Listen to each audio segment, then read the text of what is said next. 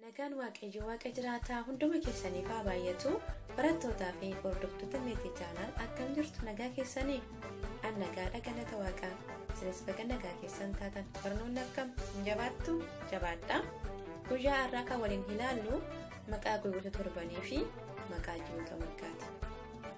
Torban tokko guyyaa torba waggaan tokko immoo ji'a 12 yookiis ji'oota 12 qaba jechuudha.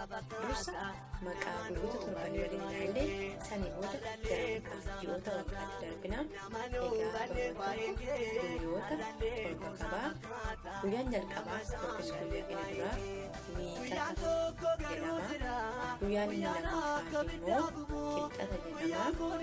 Guyyaan inni sadaffaa immoo roobii jedhama. Guyyaan inni arfaffaa immoo kamisa jedhama. Guyyaan inni shanaffaa jimaata. Guyyaan inni ja'affaa sanbata jedhama. Bakka tokko tokkotti sanbata duraa sanbata xiqqaafaa jedhamee waamama. Amaariffaan immoo qidaamee jedhamee beekama jechuudha. Guyyaan inni torbaffaa fi inni dhumaa immoo dilbata jedhameetu beekama. Bakka tokko tokkotti sanbata guddaadha jedhamee waamu. Akkasumas sanbata illee jedhamee waamu. Yeroo beekamaasa dilbataa jechuudha akkasumas. Egaa maqaan guyyoota torbanii kana fakkaata. Amma immoo gara maqaa ji'oota waggaatti adeemna. Waggaan tokko ji'oota 12 qaba.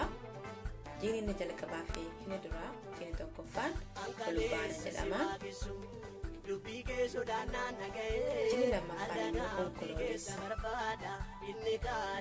Ji'ni sadaffaan immoo sadaasa. Ji'ni arfaffaan immoo budde. Ji'ni shanaffaan immoo amajjii. Ji'ni ja'affaan immoo gurraandhala. Ji'ni torbaffaan immoo bitootessa. Ji'ni saddeettaffaan immoo eebila. Ji'ni salgaffaan immoo caamsaa. Ji'ni kurnaffaan immoo waxabajjii. Ji'ni 11ffaan immoo adoolessa. Ji'ni 12ffaa fi inni dhumaan immoo hagayya jedhama jechuudha. Yaa kana fakkaatu egaa ji'oonni waggaa 12 kun immoo waqtiilee qabu. Waqtiilee waggaa ji'ni jalqabaa fi ji'ni lammaffaa ji'ni sadaffaa waqtii birraa jedhamu.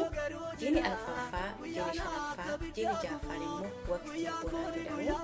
Ji'ni torbaffaa ji'ni saddeettaffaa fi ji'ni salgaffaan waqtii arfaadhaa jedhamu. Ji'ni kurnaffaa ji'ni 11ffaa ji'ni 12ffaa immoo waqtii gannaa jedhamu jechuudha. Egaa ji'a sadiin waqtiilee qoqqoodinsa isaanii akka kana fakkaataa jechuudha. Galatoomaa yeroo gaarii qabaadha. Jabaadhaa eebbifamaa.